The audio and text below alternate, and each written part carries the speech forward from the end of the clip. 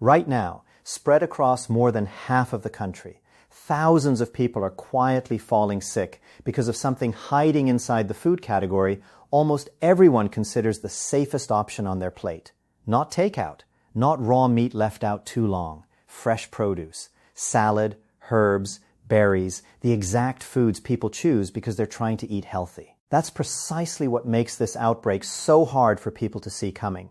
Let me tell you about a woman I'll call Margaret. She's 69. One evening she had a bagged salad with her dinner. Nothing strange about it. Nothing that looked or smelled wrong. 4 days later, she was hit with watery diarrhea that wouldn't stop, along with exhaustion so severe she could barely lift herself off the couch. She figured it was an ordinary stomach bug, the kind that clears up in a day or two on its own. It didn't clear up. It dragged on for almost 2 weeks before she finally went to see a doctor. And even then, her first stool test came back clean, because the routine test most doctors order doesn't actually catch what was making her sick. What Margaret had is called cyclosporiasis, an illness caused by a tiny parasite known as cyclospora. And as of this summer, in 2026, the U.S. is dealing with a genuinely large outbreak of it. This is not some rare edge case. Health authorities have already confirmed more than 1,600 domestic cases since May, and they're currently reviewing over 5,000 additional suspected cases spread across dozens of states. And the real number is almost certainly higher, since plenty of people recover without ever getting tested. Michigan by itself has logged more than 2,600 cases this season alone. My name is Dr. William Parker. I've spent 21 years working specifically with adults over 60, and today I want to walk you through what this outbreak actually is, why it hits people in that age group especially hard, and what you can realistically do about it, without the panic, just the facts. Stick around, because the fourth thing I'm going to explain, how doctors actually go about testing for this, is the exact reason Margaret went undiagnosed for almost 2 weeks. And the very last thing I'll share might be the single most useful habit you can adopt this summer to protect yourself. Quick aside before we continue, if you're getting value from this, go ahead and hit subscribe now. This channel exists to take fast-moving health news like this and turn it into something calm and genuinely useful, instead of something that just leaves you more anxious. It also helps more people come across this information when you do. Before we go any further, there's one idea you need to understand, because without it, nothing else here will fully click. I call it the aging gut reality. 3 specific ways your body handles a parasitic infection like this differently once you're past 60. First, your immune system slows its response with age, something researchers call immunosenescence. That means your body may take noticeably longer to detect and fight off an intestinal parasite than it would have when you were younger, giving the infection extra time to do damage before your defenses fully kick in. Let's slow down for a moment and talk about something that rarely gets mentioned when people discuss foodborne outbreaks like this one, the emotional side of getting sick and not knowing why. Margaret told me later that the hardest part wasn't the diarrhea itself, or even the fatigue. It was the uncertainty. 2 weeks of feeling like her body was betraying her, with no clear answer from her first doctor's visit, left her anxious in a way the illness alone hadn't. That's worth naming, because plenty of people watching this right now might be dealing with something similar and assuming it's just stress or aging or something they ate that didn't agree with them. If that's you, I want you to hear this clearly. Prolonged, unexplained gut symptoms are always worth investigating, and you don't need to justify seeing a doctor twice for the same issue if the first visit didn't give you real answers. Let's also talk about something practical that hasn't come up yet. How this outbreak intersects with everyday grocery shopping habits that most of us don't think twice about. A lot of people buy pre-washed, bagged salad mixes specifically because they're convenient, assuming the pre-washed label means the product is essentially risk-free. That assumption isn't unreasonable, but it isn't entirely accurate either. Pre-washing reduces surface dirt and some contaminants, but it doesn't guarantee the complete removal of something as small and resilient as cyclospora. This doesn't mean bagged salads are inherently dangerous or that you need to swear them off. It means the label washed shouldn't be treated as a guarantee of safety during a season when officials are actively telling us they haven't traced the outbreak to one clear source. A quick additional rinse at home, even for pre-washed greens, adds a layer of caution that costs you almost nothing in time or effort. It's also worth addressing something I hear often from patients in your age group specifically, the instinct to tough it out. Many people over 60 grew up with a certain mentality around illness. You push through, you don't make a fuss, you wait to see if it passes before bothering a doctor. I understand where that instinct comes from, and in a lot of cases, waiting a day or two for a mild, cold, or ordinary stomach upset is perfectly reasonable.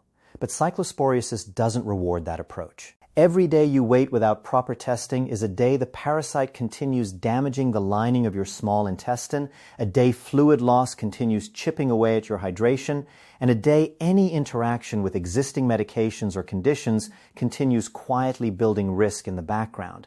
This isn't about becoming someone who runs to the doctor over every minor symptom. It's about recognizing that this particular illness, with its long duration and relapsing pattern, is exactly the kind of exception where quicker action clearly pays off. I also want to address a question I've gotten from viewers in similar videos. What about frozen produce, or produce from a farmer's market instead of a grocery store chain? The honest answer is that neither option automatically removes risk. Freezing does not reliably kill cyclospora, so frozen fruit used in smoothies isn't automatically safer just because it's frozen. And farmers market produce, while often appealing for other reasons like freshness or supporting local growers, isn't inherently lower risk either, since contamination typically happens upstream during growing or handling, not at the point of retail.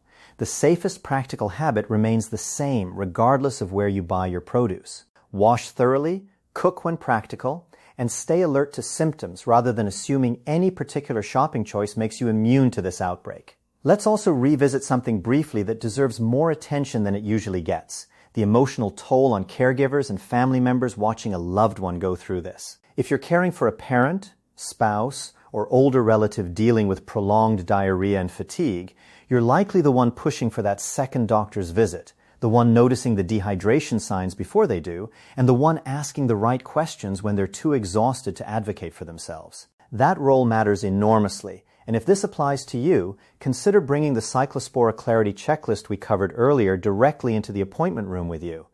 Doctors generally respond well to a family member who arrives informed and specific rather than vague and worried, and it can meaningfully speed up the path to correct testing and treatment. Let's talk about something else that rarely comes up in outbreak coverage but genuinely matters: how this illness affects daily life beyond the physical symptoms themselves.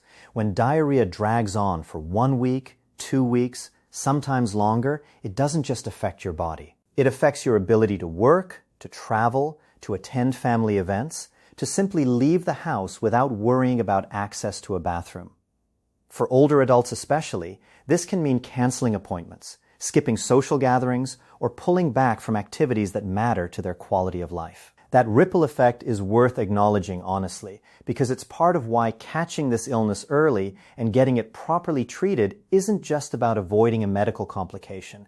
It's about protecting the parts of your life that have nothing to do with medicine at all.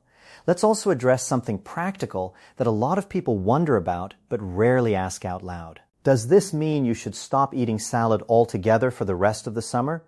The honest answer is no, and I want to be firm about that, because overcorrecting in the other direction creates its own problems.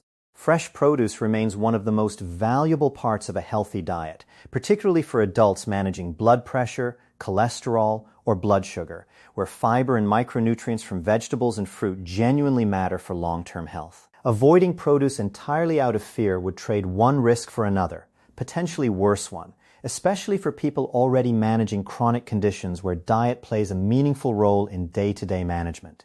The goal here isn't avoidance, it's informed handling. Wash thoroughly, cook when it makes sense for the specific food, stay aware of which items have historically been linked to outbreaks, and don't let caution tip into unnecessary restriction.